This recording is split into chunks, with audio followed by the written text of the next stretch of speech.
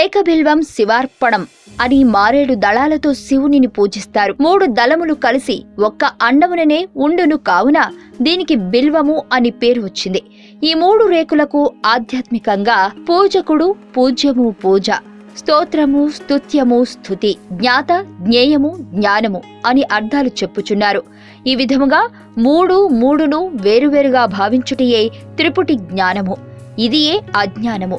వేరువేరుగా కనిపించినను ఆధార కాండము ఒకటే అయినట్టు ఓ మహాదేవ, సృష్టి స్థితి లయకారకుడమైన నీవు మారేడు దళమునందు 3 పత్రములుగా వేరువేరుగా ఉన్నట్లు తోచుచున్నావు. పూజకుడవు నీవే, పూజింపబడునది నీవే, పూజ క్రియవు నీవే అనే భావంతో అభేద బుద్ధితో పూజించుటయే సరైన పద్ధతి మరియు పుణ్యఫలప్రదము.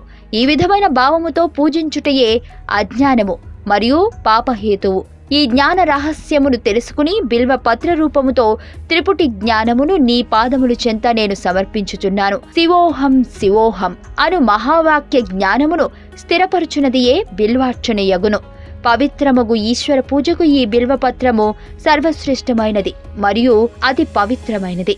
శివార్చనలకు 3 రేకులతో ఉన్న పూర్తి బిల్వపత్రమునే ఉపయోగించవలెను. ఒకసారి కోసిన బిల్వపత్రము సుమారు 15 రోజుల వరకు పూజార్హత కలిగి ఉండును. వాడిపోయినను దోషము లేదు. కాని 3 రేకులు మాత్రము తప్పనిసరిగా ఉండవలెను. ఏక బిల్వ పత్రములోని 3 రేకులలో ఎడమ వైపునది బ్రహ్మ అనియు, కుడివైపునది విష్ణువు అనియు, మధ్యనున్నది సదాశివుడనియు పురాణములలో తెలియచున్నది. మరియు బిల్వదళములోని మధుభాగమునందు అమృతమును, వెనుక భాగమును యక్షులను ఉండుట చేత బిల్వపత్రము యొక్క ముందు భాగమును శివుని వైపు ఉంచి పూజించాలి. బిల్వనము కాశీ క్షేత్రముతో సరిసమానమైనది అని శాస్త్రములో తెలుపుచున్నారు. మారేడు చెట్టు ఉన్న చోట ఆ చెట్టు క్రింద శివుడు ఉంటాడు. ఇంటి ఆవరణలో ఈశాన్య భాగమున మారేడు చెట్టు ఉన్నచో ఆపదలు తొలగి సర్వ ఐశ్వర్యములు కలుగును.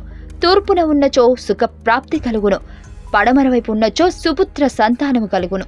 దక్షిణ వైపు ఉన్నచో యమబాధలు ఉండవు. బిల్వాలం దర్శనం పుణ్యం, స్పర్శనం పాపనాశనం, అఘోర పాప సంహారం, ఏకబిల్వం శివార్పణం. బిల్వపత్రపు యొక్క దర్శనం వలన పుణ్యము లభించును. వాటిని స్మృశించుట వలన సర్వపాపాలు నశించును. ఒక బిల్వపత్రమును శివునికి భక్తితో అర్పించుట వలన ఘోరాతిఘోరమైన పాపములు సైతం నిర్మూలమగును.